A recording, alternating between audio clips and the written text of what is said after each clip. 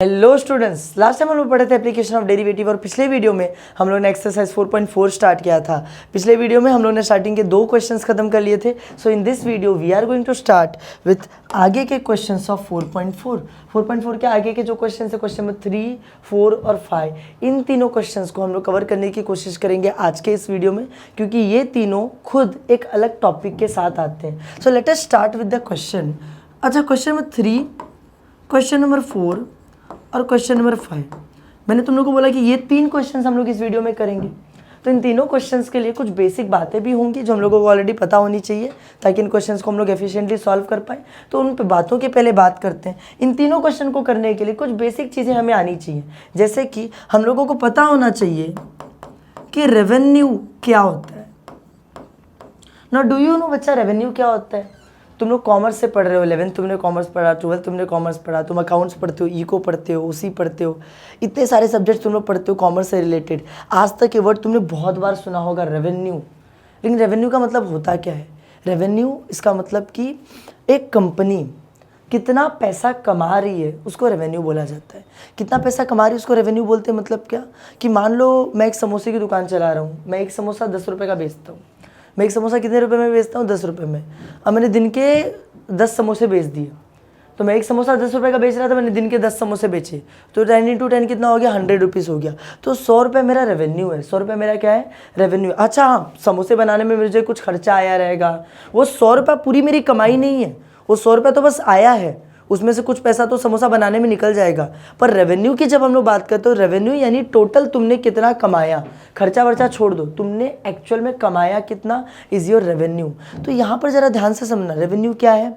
मैंने कितने समोसे बेचे इनटू एक समोसे का कितना प्राइस था। मैंने 10 समोसे बेचे, अगर 10-10 रुपये के, तो मेरा रेवेन्यू कितना हुआ? 100 रुपया हुआ। मैं मान लो कैडबरी बेच रहा हूँ 5-5 रुपये की, मैंने 50 कैडबरी बेच दी, तो 5 × 50 250 रुपीज़ मेरा रेवेन्यू हो गया।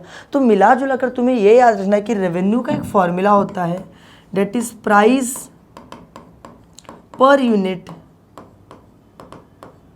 Into number of units. Price per unit into number of unit, ये एक फॉर्मूला है रेवेन्यू का। किसका फॉर्मूला है? रेवेन्यू का, जो हमें याद रखना पड़ेगा कि रेवेन्यू का फॉर्मूला क्या होता है? प्राइस पर यूनिट, यानी एक सामान का कितना प्राइस है, इंटू नंबर ऑफ यूनिट, यानी तुमने कितना सामान बेचा।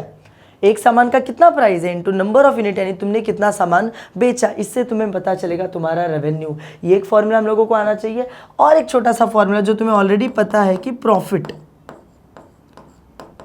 प्रॉफिट मतलब समझते हो ना क्या होता है? प्रॉफिट मतलब क्या कि कितना मैंने कमाया उसमें से माइनस कर दो कितना मेरा खर्चा हुआ। जैसे मैंने 100 रुपये कमा तो लिया, 10-10 रुपये का 10 समोसा बेचा, 100 रुपये कमा तो लिया, पर यार समोसा बनाने में खर्चा क्या होगा?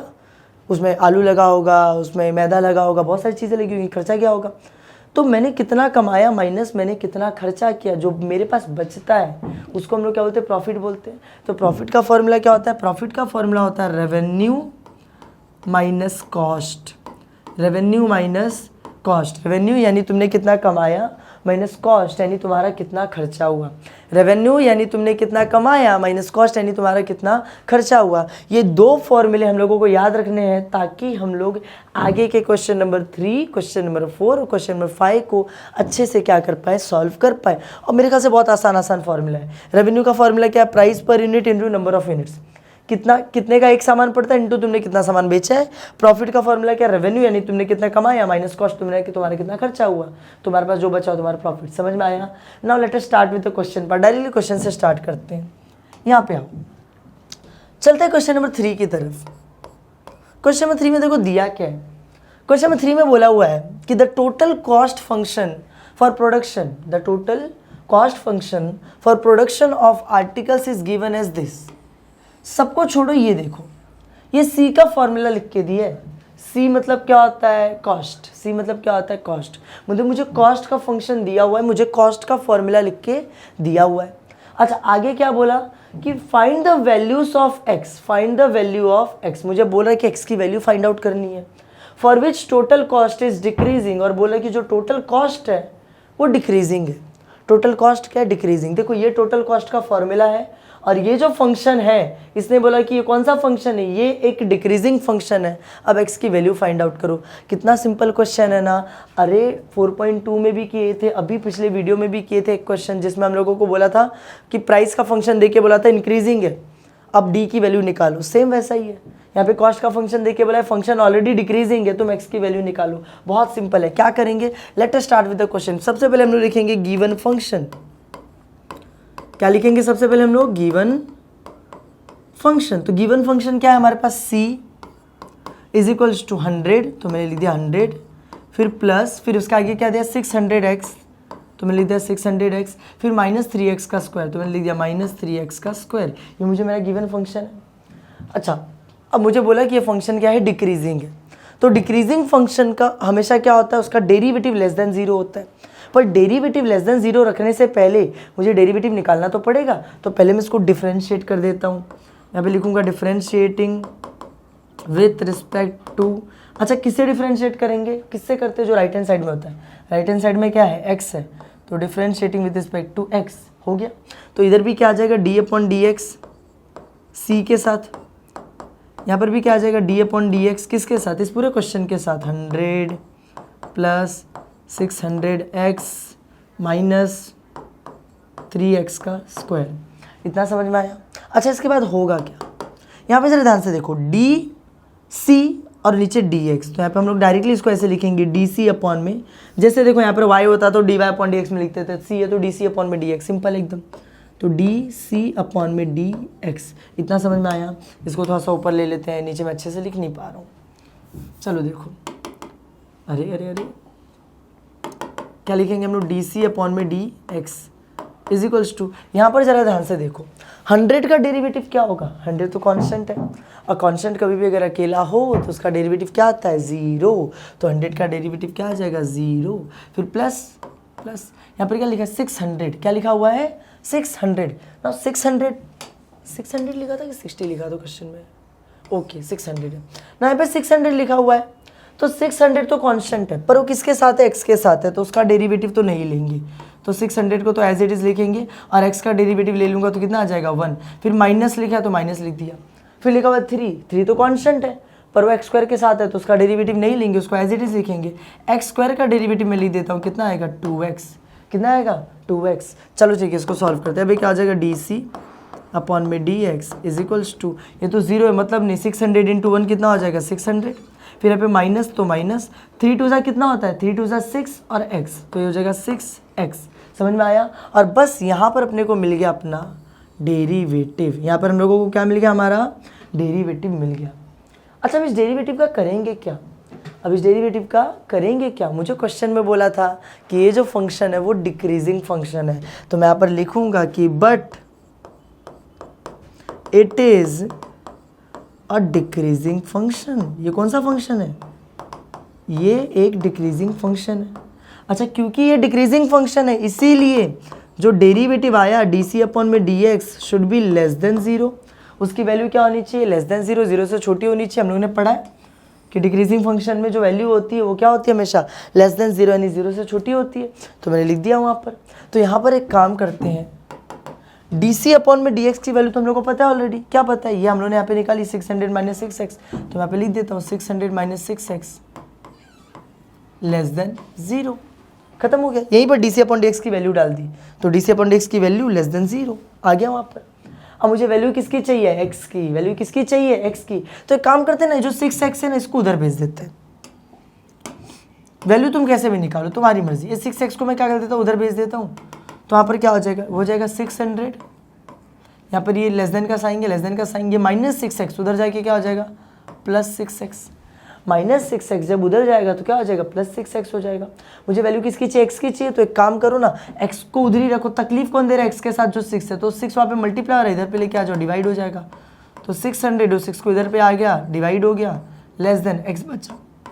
अब इसको काटूंगा तो कितना बचेगा 100, तो यहाँ पर मुझे मिला 100 लेस देन x। अगर मैं इसको ठीक से लिखूँ, ध्यान से सुना, अगर मैं इसको ठीक से लिखूँ तो मैं इसको लिखूँगा x लेस देन 100, ऐसे लिखूँगा क्या, नहीं ऐसे नहीं लिखूँगा। क्यों नहीं लिखूँगा ऐसे, ज़रा ध्यान से देखो, x के साइड में ये बड़ा वाला मुँह है, मतलब एक्स के साइड में जो मैंने सिंबल बनाया है उसका मुंह ओपन कौन से साइड में, एक्स के साइड में। तो यहाँ पर भी जब एक्स और 100 लिखूंगा तो मुंह ओपन कौन से साइड होगा, एक्स के साइड होगा। एक्स के साइड उसका मुंह ओपन है, 100 के साइड क्लोज है, तो यहाँ पे ओपन रखना, वहाँ पे क्लोज रखना। एक्स ग्रेटर देन 100, ये मुझे मिल गया मेरा आंसर। वैल्यू चाहिए था ना एक्स की वैल्यू मिल गई। देखो वेरी सिंपल, सेम वैसे ही सॉल्व किए जैसे हमेशा से सॉल्व करते आए हैं। डिक्रीजिंग इंक्रीजिंग वाले क्वेश्चन हम लोगों ने फंक्शन लिखा, डिफरेंशिएट किए, डेरिवेटिव निकाले। अब क्योंकि ये डिक्रीजिंग फंक्शन है इसलिए डेरिवेटिव लेस देन 0। अब लेस देन 0 की वैल्यू रखा, इधर उधर सॉल्व किया, इतना तो अपने को आता ही है। और मैंने क्या किया, एक्स की वैल्यू निकाल ली। समझ में आया, एक अच्छे से समझ में आया कि नहीं आया? चलो ठीक है, let us start with the next question. Let us come towards the question number 4। चलते हैं क्वेश्चन नंबर 4 में। अच्छा, क्वेश्चन नंबर 4 में इसी के अंदर अगर हम लोग रीड करूँ तो क्या लिखा है, द मैन्युफैक्चरिंग कंपनी, एक मैन्युफैक्चरिंग कंपनी मतलब समझते हो ना क्या होता है, एक कंपनी जो कुछ बनाती है, जो कुछ मैन्युफैक्चर करती है। तो एक manufacture company produces x item at a total cost of rupees this. तो ये देखिए, ये मुझे क्या दे रखा है, टोटल कॉस्ट। देखो यहीं पर लिखा था total cost of rupees this, मतलब ये क्या दे रखा है मुझे, टोटल कॉस्ट दे रखा है। उसके आगे मुझे बोला कि the demand function for this product, the demand function for this product is this. अच्छा, ये वहाँ पे लिखा तो डिमांड फंक्शन है, पर मुझे यहाँ पर देख के पता चल रहा है यार ये डिमांड नहीं, ये तो प्राइस है। तो क्या है, प्राइस। तो ये मुझे मेरा प्राइस दे रखा है, ये मुझे क्या दे रखा है, प्राइस दे रखा है। और मुझे आगे उसने क्या बोला कि find x for which, find x, x की वैल्यू फाइंड आउट करो। क्या करो, एक्स की वैल्यू फाइंड आउट करो। और दो क्वेश्चन दे रखे हैं। पहला क्वेश्चन क्या दिया है, रेवेन्यू इज इंक्रीजिंग। दूसरा क्वेश्चन क्या दिया है, प्रॉफिट इज इंक्रीजिंग। देख रहे हो जरा ध्यान से, देखो क्वेश्चन बहुत बड़ा लग रहा है देखने में और देख के डर भी लग रहा है। क्या revenue, profit, cost, price, demand, पता नहीं इतने सारे वर्ड फेंक के मार दिए बड़े बड़े, कुछ समझ ही नहीं आ रहा क्या चल रहा है। कुछ भी डरने की बात नहीं है, वेरी सिंपल क्वेश्चन। मैं क्या बोल रहा हूँ मालूम है, धीरे धीरे चलते हैं। एक काम करो, पहले ना जो गिवन जो आइटम्स दे रखे ना, जो गिवन चीज़ें दे रखी हैं उनको पहले लिख लेते हैं। तो क्या हो जाएगा मालूम है, अपने दिमाग में सब कुछ धीरे धीरे क्लियर होता चला जाएगा। पहले मैं गिवन लिख के रख लूँ, चलो मैं यहाँ पे लिखता हूँ गिवन। मैं यहाँ पे क्या लिखता हूँ, गिवन। देखो गिवन में क्या क्या दिया था। गिवन में पहले मुझे ये दे रखा है, ये क्या है मेरा टोटल कॉस्ट। तो मैं लिख देता हूँ सी यानी वही total cost is equals to 180 plus 4x। ये मुझे एक चीज़ दे रखी थी कि c is equals to 180 plus 4x, यानी कि total cost is equal to 180 plus 4x। ये गिवन था, लिख लिया। अच्छा, और क्या क्या गिवन था। अच्छा, मुझे यहाँ पर एक और चीज़ दी थी, x आइटम्स। जो कंपनी है वो प्रोड्यूस करती है x आइटम को, यानी number of item, number of unit, कितना प्रोडक्ट को बना रही है, x प्रोडक्ट बना रही है। तो मैं पे लिख दूँ number of units. Number of units मुझे क्या दे रखे हैं, x। अच्छा, उसके बाद और मुझे क्या दे रखा है, और मुझे दे रखा है ये मेरा प्राइस का फंक्शन। तो आप वो भी लिख देता हूँ, p is equals to 240 minus x, 240 minus x, ये भी दे रखा है ना। बस मेरे ख्याल से ये चीज़ गिवन है कि एक्स आइटम बनाती है, ये टोटल कॉस्ट है और ये उसका क्या है, प्राइस है। अब मुझे क्या करना है, इन क्वेश्चंस को सॉल्व करना है। पहला क्वेश्चन रेवेन्यू इज इंक्रीजिंग, दूसरा क्वेश्चन प्रॉफिट इज इंक्रीजिंग। उन दोनों में मुझे क्या करनी है, एक्स की वैल्यू निकालनी है। तो let us start with the question. नीचे आते हैं, स्टार्ट करते पहले क्वेश्चन से। देखो मैं सॉल्व करते जा रहा हूँ, तुम लोग ऑटोमेटिकली समझते जाओगे कि चल क्या रहा है। पहला क्वेश्चन क्या दिया है, पहला क्वेश्चन लिख के दिया हुआ है कि रेवेन्यू इज इंक्रीजिंग। तो मैं भी यहाँ पे ना एक डाल देता हूँ, लिख देता हूँ यहाँ पर मैं, revenue is increasing, revenue is increasing. ऐसा लिखा तुमने। ऐसा लिखने के जस्ट बाद पता है क्या लिखना, लिखना एफ एक्स। क्या लिखना, एफ एक्स यानी फंक्शन। अच्छा, जो हमारा फंक्शन है वो क्या है, कौन सा, किसको मैं अपना फंक्शन बोलूँ। ये क्या बोल रहा है, revenue is increasing, revenue increase हो रहा है। तो मेरा फंक्शन ही तो इंक्रीज और डिक्रीज होता है, और रेवेन्यू इंक्रीज हो रहा है, इसका मतलब मेरा फंक्शन कौन है, मेरा रेवेन्यू। फंक्शन क्या आ गया, रेवेन्यू आ गया, एफ एक्स रेवेन्यू हो गया। अच्छा, क्योंकि एफ एक्स रेवेन्यू है, रेवेन्यू का फॉर्मूला तुम लोगों को मैंने बताया था, price per unit. Revenue formula क्या था, price per unit into number of units. यही था ना formula, into number of units. Price per unit into number of units, यही फॉर्मूला था ना रेवेन्यू का, पिछले बार लिखा, अभी पिछले स्लाइड में लिखा था। अच्छा, therefore f x is equals to price per unit, ऊपर ही दे रखा था यार, ये जो प्राइस का फंक्शन दिया यही तो है price per unit, 240 minus x, 240 minus x, तो मैं यहाँ पे लिख देता हूँ 240 minus x into number of unit, कितने यूनिट प्रिपेयर किए, ऊपर ही लिखा था number of units is equal to x, खत्म। तो अब होगा क्या, therefore f x is equals to, अब ये एक्स एक बार इसके साथ मल्टीप्लाई होगा तो क्या आ जाएगा 240x, फिर बीच में माइनस तो माइनस, अब ये एक्स एक बार इसके साथ मल्टीप्लाई हो जाएगा तो क्या आ जाएगा एक्स स्क्वायर, क्या आ जाएगा एक्स स्क्वायर। समझ में आया क्या बोल रहा हूँ मैं? यहाँ पर देखो पहले क्या हुआ, ये वाला x एक बार इससे मल्टीप्लाई हुआ 240x आया, यही वाला x एक बार इससे मल्टीप्लाई हुआ, बीच में माइनस था, x into x x square आ गया। इतना समझ में आया? आसान है। ये मुझे मिल गया मेरा फंक्शन, ये मुझे क्या मिल गया फंक्शन, ये मुझे क्या मिल गया फंक्शन मिल गया। अब मुझे क्या बोला था कि x की वैल्यू निकालो, और ये फंक्शन क्या है इंक्रीजिंग है, x की वैल्यू निकालो सच डेट के फंक्शन इंक्रीजिंग है। तो हम लोग इंक्रीजिंग डिक्रीजिंग में वैल्यू कैसे फाइंड आउट करते हैं, पहले जो फंक्शन दिया उसका क्या निकालेंगे डेरिवेटिव, मतलब ये फंक्शन का मैं डेरिवेटिव निकाल लूँगा। तो यहाँ पे एक पार्टीशन बनाता हूँ और मैं डेरिवेटिव निकालना चालू करता हूँ। तो यहाँ पे लिख देता हूँ differentiating with respect to x, तो यहाँ पे भी डी अपॉन डी एक्स आ जाएगा किसके साथ, एफ एक्स के साथ, यहाँ पे भी डी अपॉन डी एक्स आ जाएगा किसके साथ, इस पूरे क्वेश्चन के साथ 240x माइनस एक्स स्क्वायर के साथ, ऐसे ही होगा। उसके बाद देखो एफ एक्स का डेरिवेटिव क्या होता है F dash x, F x का डेरिवेटिव सिंपल है ना एफ डैश एक्स। फिर उस साइड इक्वल टू के उस साइड जरा देखूँ मैं, तो यहाँ पर मुझे दिख रहा है कि यार 240 तो कांस्टेंट है और x के साथ है, कांस्टेंट जब किसी के साथ हो तो उसका डेरिवेटिव नहीं लेते, तो 240 को तो एज इट इज लिखूंगा। x का डेरिवेटिव क्या आ जाएगा 1 माइनस एक्स स्क्वायर का डेरिवेटिव कितना आ जाता है 2x, इसको थोड़ा सा सॉल्व करूँ तो हो जाएगा F dash x is equals to 240 into 1 कितना होता है 240 होता है माइनस 2x। मुझे एफ डैश एक्स डेरिवेटिव भी मिल गया। मैंने पहले फंक्शन निकाला क्योंकि फंक्शन नहीं पता था, फिर फंक्शन निकालने के बाद मैंने उसका डेरिवेटिव निकाला। अब क्योंकि मुझे क्वेश्चन में बोला है कि रेवेन्यू इज इंक्रीजिंग, तो मैं लिखूंगा ना कि it is an increasing function.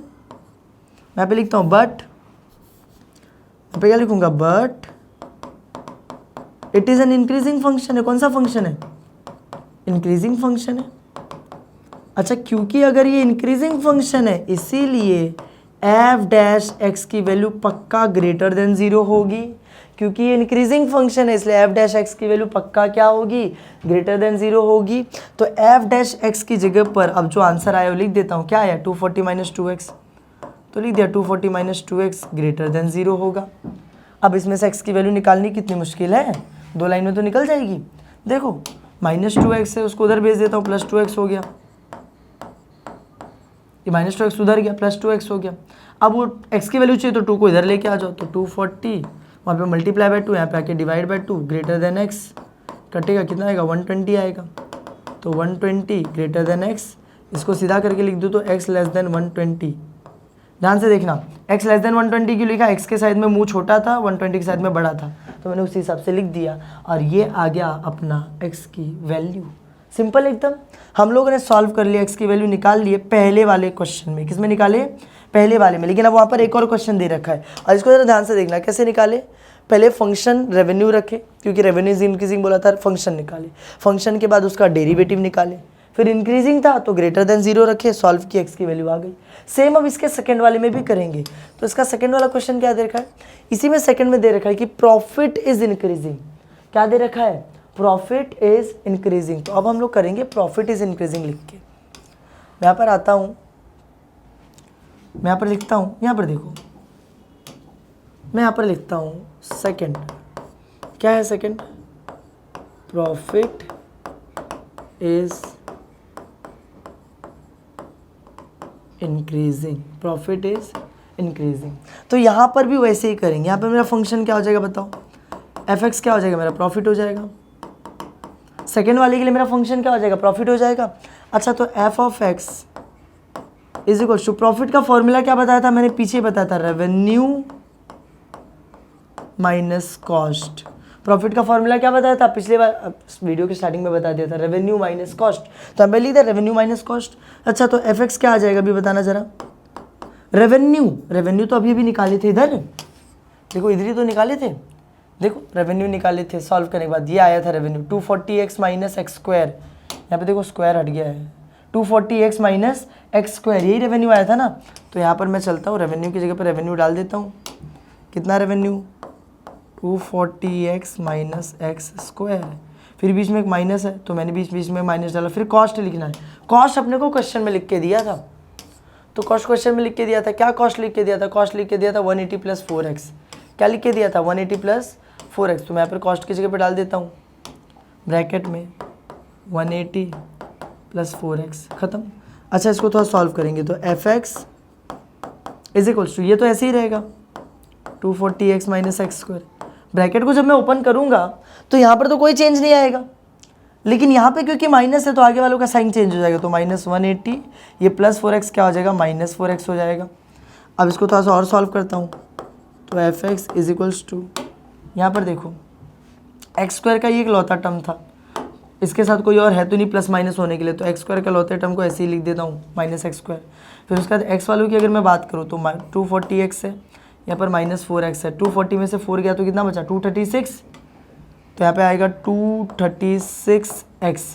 अच्छा बड़ा नंबर ये 4 है कि ये है 240 बड़ा है, इसके पीछे कोई साइन नहीं मतलब प्लस है, तो ये भी क्या रहेगा आंसर भी प्लस में ही आएगा।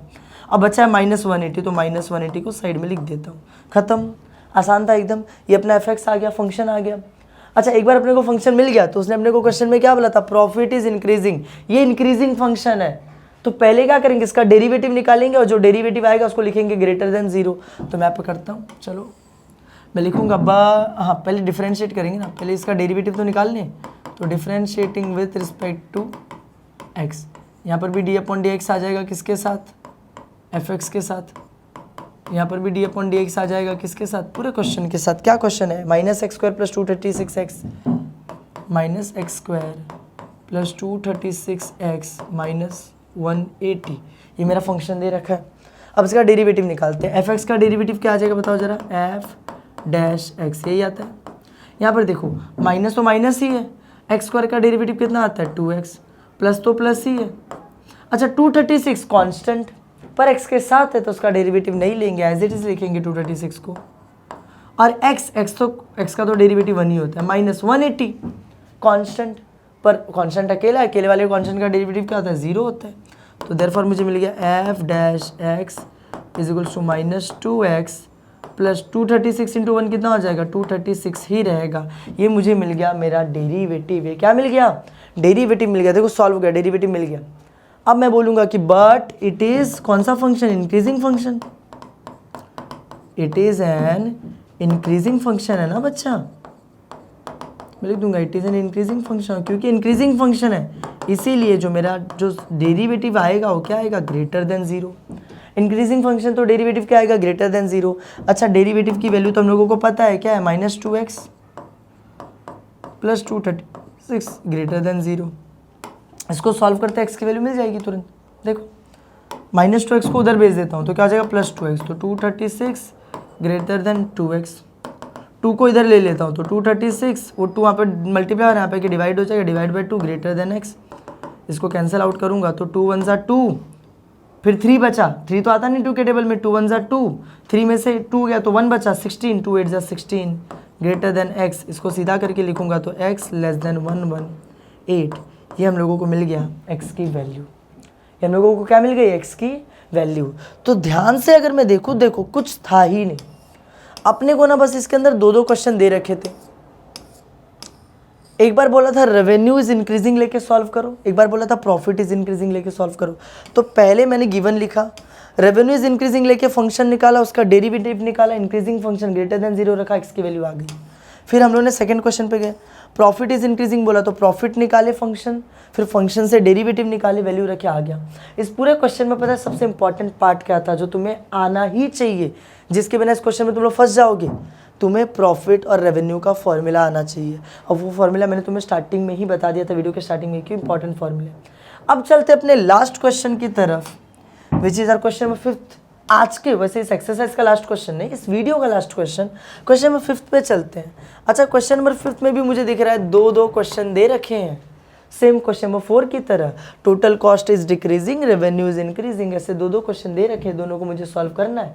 तो पहले क्या करेंगे, इसमें भी सेम पहले गिवन लिख के रख लेंगे, क्या लगे, देखो मैंने कुछ देखा ही नहीं, मुझे पता है ना, फाइंड बोलेगा find the value of x, एक बार टोटल कॉस्ट डिक्रीजिंग लेके, एक बार रेवेन्यू इंक्रीजिंग लेके, वैसे ही सॉल्व करेंगे जैसे फोर्थ वाला किए थे। पहले गिवन लिख के रखते, गिवन में देखो दिया क्या है, फॉर मैन्युफैक्चरिंग एक्स यूनिट, कितना यूनिट एक्स यूनिट, तो मेरे नंबर ऑफ यूनिट पता चल गया भाई, नंबर ऑफ यूनिट्स पता चल गया, कितने यूनिट मैन्युफैक्चर करने एक्स। फिर उसके बाद क्या लिखा कि लेबर कॉस्ट इज दिस। अच्छा इसका ध्यान से देखना, यहाँ पर ना अलग अलग करके कॉस्ट दिया है, यहाँ पे दिया एक बार लेबर कॉस्ट इज दिस और प्रोसेसिंग कॉस्ट इज दिस। यहाँ पर लेबर कॉस्ट अलग से दे रखा है और प्रोसेसिंग कॉस्ट अलग से दे रखा है, तो मैं यहाँ पर लिख देता हूँ, दो कॉस्ट दे रखे, एक क्या दिया है लेबर कॉस्ट, एक क्या दिया है प्रोसेसिंग कॉस्ट। लेबर कॉस्ट क्या दे रखा है हम लोगों को, लेबर कॉस्ट दिया 150 माइनस 4x, 150 माइनस 54x, ये लेबर कॉस्ट दे रखा है। और प्रोसेसिंग कॉस्ट कितना दे रखा है एक्स स्क्वायर, प्रोसेसिंग कॉस्ट कितना दे रखा है x square, labour cost 150 minus 54x और प्रोसेसिंग कॉस्ट कितना दे रखा है एक्स स्क्वायर। ये कुछ चीज़ें गिवन है, और भी दिया है price of each unit, price per unit दे रखा है हम लोगों को इतना, तो मैं वो भी लिख देता हूँ, P is equals to 10800 10,800 minus 4x का स्क्वायर, माइनस 4x का square. Now these all are the given stuff, ये सारी चीज़ें हमें दे रखी हैं, मैंने बस वहाँ से उठाया क्वेश्चन में से और यहाँ पर क्या करता है लिख दिया। इन सब का यूज़ तब करेंगे जब हम लोग क्वेश्चन को सॉल्व करेंगे एक एक करके। तो let us start with first question, total cost is decreasing, x की वैल्यू फाइंड आउट करनी है, टोटल कॉस्ट इज डिक्रीजिंग लेके। तो चलो स्टार्ट करते हैं, मैं यहाँ पे लिखता हूँ first question, total cost is decreasing, total cost is decreasing. तो कैसे करेंगे, वेरी सिंपल, पहले मैंने क्या बोला, पहले अपना एफ एक्स लेने का, एफ एक्स यानी फंक्शन लेने का। और अच्छा यहाँ पर फंक्शन किसको लेंगे, टोटल कॉस्ट इज डिक्रीजिंग ना, तो टोटल कॉस्ट, फंक्शन क्या आ गया total cost, therefore F X. अच्छा टोटल कॉस्ट अपने को क्वेश्चन में दिया था क्या, नहीं, अपने को टोटल में तो क्वेश्चन में तो दो कॉस्ट दे रखे, लेबर कॉस्ट और प्रोसेसिंग कॉस्ट। तो सीधी सी बात है, टोटल कॉस्ट मतलब क्या होगा, उन दोनों को जोड़ दो, जितना लेबर में खर्चा गया जितना प्रोसेसिंग में खर्चा गया जोड़ दो, तो टोटल खर्चा पता चल जाएगा। तो टोटल कॉस्ट क्या हो जाएगा, total cost will be labour cost plus processing cost, labour cost plus processing cost. तो देयरफॉर अपना एफएक्स क्या आ जाएगा, पहले लेबर कॉस्ट की बात करते हैं। तो लेबर कॉस्ट ऊपर क्या दिया हुआ है, लेबर कॉस्ट हम लोगों को दे रखा है 150 माइनस 54x, तो यहाँ पे मैंने लिख दिया लेबर कॉस्ट की जगह पे 150 माइनस 54x, फिर बीच में plus processing cost, processing cost कितना है एक्स स्क्वायर है, तो एक्स स्क्वायर। और ये हम लोगों को मिल गया हमारा टोटल कॉस्ट का function, total cost labour cost plus processing cost, labour cost इतना प्रोसेसिंग कॉस्ट इतना, ये मेरा फंक्शन हो गया, मुझे फंक्शन मिल गया। अच्छा अब मुझे क्वेश्चन में बोला है कि इट इज़ डिक्रीजिंग फंक्शन, तो पहले हम लोग क्या करेंगे, डेरिवेटिव निकालेंगे, फिर उसको लेस देन 0 रख देंगे। तो मैं लिखता हूँ ना differentiating with respect to X, differentiating with respect to X, तो यहाँ पर भी डी अपॉन डी एक्स आ जाएगा, किसके साथ, एफ एक्स के साथ, यहाँ पर भी डी अपॉन डी एक्स आ जाएगा, किसके साथ, इस पूरे क्वेश्चन के साथ। क्या क्वेश्चन था, 150 minus 54x plus x square के साथ। तो यहाँ पर एफ एक्स का डेरिवेटिव क्या हो जाएगा, F dash x is equals to, यहाँ पर देखो 150 तो कांस्टेंट है ना, और अकेले कांस्टेंट का डेरिवेटिव कभी भी कितना आता है 0, माइनस 54x, 54 तो कांस्टेंट है पर x के साथ है, और जब कांस्टेंट किसी के साथ हो तो उसका डेरिवेटिव नहीं लेते, तो 54 को एज इट इज लिखेंगे, और यहाँ पे x का डेरिवेटिव कितना आ जाएगा 1 प्लस एक्स स्क्वायर का डेरिवेटिव क्या होता है, बहुत वेरी सिंपल 2x होता है। तो therefore F dash x is equals to 0 तो कांस्टेंट, 0 का तो कुछ मतलब नहीं है, माइनस ऐसे ही रहेगा, 54 1 सा 54 प्लस 2x, तो माइनस 54 प्लस 2x, ये मुझे मिल गया डेरिवेटिव। ये क्या मिल गया, डेरिवेटिव। पर ये कौन सा फंक्शन है, डिक्रीजिंग फंक्शन है, तो मैं यहाँ पे क्या लिखूंगा, मैं लिखूंगा but it is an decreasing function, it is an नहीं, it is a decreasing function. ये क्या है, एक डिक्रीजिंग फंक्शन है। अच्छा क्योंकि ये डिक्रीजिंग फंक्शन है इसीलिए एफ डेरिवेटिव ऑफ एक्स पक्का क्या होगा, लेस देन 0 होगा। डिक्रीजिंग फंक्शन मतलब derivative should be less than 0, तो एफ डैश एक्स क्या होगा, लेस देन 0 होगा। अच्छा अब एफ डैश एक्स क्योंकि लेस देन 0 है तो एफ डैश एक्स क्या दिया था मुझे, ये दे रखा था -54 + 2x, -54 + 2x लेस देन 0। मुझे x की वैल्यू चाहिए ना, तो एक काम करता हूँ ना, -54 को उधर भेज देता हूँ, तो यहाँ पे 2x रहेगा लेस देन -54 उधर गया क्या हो गया, +54 बन गया। फिर ये 2 को उधर भेज दूंगा तो 2 जाके डिवाइड हो जाएगा, तो x लेस देन 54/2 कटेगा, कितना आएगा 27। तो अपने को मिल गया x लेस देन 27। ये अपना आंसर है। वेरी सिंपल यार, इतना तो बेसिक कैलकुलेशन अब हम लोगों को आना चाहिए 12th स्टैंडर्ड में हम लोग। तो समझ में आया, कुछ भी नहीं किए, टोटल कॉस्ट इज डिक्रीजिंग बोला तो फंक्शन टोटल कॉस्ट लिए, टोटल कॉस्ट निकाले, लेबर प्लस प्रोसेसिंग करके निकल गया, उसका डेरिवेटिव निकाले, क्योंकि डिक्रीजिंग फंक्शन इसलिए लेस देन 0 रखे और x की वैल्यू आ गई, सिंपल एकदम। अब चलते हैं सेम इसी वे में क्वेश्चन नंबर 2 को अप्रोच करते हैं। क्वेश्चन नंबर 2 इसी में क्या दिया, रेवेन्यू इज इंक्रीजिंग, क्या दे रखा है, रेवेन्यू इज इंक्रीजिंग। तो मैं यहाँ पर चलो चलते हैं, यहाँ पर लिखता हूँ मैं सेकेंड वाला क्वेश्चन। क्या क्वेश्चन दिया है, रेवेन्यू इज इंक्रीजिंग। सबसे पहले तो फंक्शन निकालना पड़ेगा ना, तो पहले फंक्शन निकाल लेते हैं एफ एक्स। अच्छा एफ एक्स क्या आ गया, रेवेन्यू, रेवेन्यू इज इंक्रीजिंग बोला ना, तो फंक्शन सीधी से बात है रेवेन्यू आ गया हम लोगों का। तो अब F x is equals to, revenue का फॉर्मूला मैंने तुम लोगों को बताया था, price per unit into number of units. Revenue का फॉर्मूला क्या था, price per unit into number of unit. मैंने इसलिए बोला था सारे फॉर्मूले याद रख लो, जो दो ही तो फॉर्मूले मैंने लिखाए तुम लोगों को, है ना, और वो दोनों याद रख लो, तुम्हारे बहुत काम आएंगे। तो F x price per unit मुझे दिया था क्वेश्चन में, देखो ये रहा price per unit 10,800 minus 4x का स्क्वायर, और ये रहा नंबर ऑफ यूनिट x। तो 10,800 माइनस 4x का स्क्वायर, देखो यहाँ पर 10,800 माइनस 4x का स्क्वायर, ये प्राइस पर यूनिट हो गया, इनटू नंबर ऑफ यूनिट कितने x है, खत्म। अब होगा क्या, ये जो x है ये एक बार मल्टीप्लाई होगा इसमें, ये एक बार मल्टीप्लाई होगा इसमें, तो अब आंसर क्या आएगा, answer would be F x is equals to, X पहले इसमें मल्टीप्लाई होगा तो क्या आ जाएगा 10,800 और इंटू एक्स हो गया तो एक्स हो गया, माइनस एक्स जब इसमें मल्टीप्लाई होगा तो 4 तो 4 ही रहेगा, एक्स स्क्वायर और एक्स क्या हो जाएगा, एक्स का क्यूब, एक्स स्क्वायर और एक्स क्या हो जाएगा, एक्स का क्यूब। इतना समझ में आया, ये मुझे मिल गया फंक्शन, क्या मिला मुझे, फंक्शन मिल गया। लेकिन अब मुझे क्या निकालना पड़ेगा, इसका डेरिवेटिव। तो मैं लिखता हूँ पे differentiating with respect to X, differentiating with respect to x, यहाँ पे भी आ जाएगा डी अपॉन डी एक्स, किसके साथ, एफ एक्स के साथ। यहाँ पर भी आ जाएगा डी अपॉन डी एक्स, किसके साथ, 10,800 एक्स माइनस 4x के क्यूब के साथ। अच्छा उसके बाद होगा क्या, एफ एक्स का डेरिवेटिव क्या होता है, एफ डैश एक्स।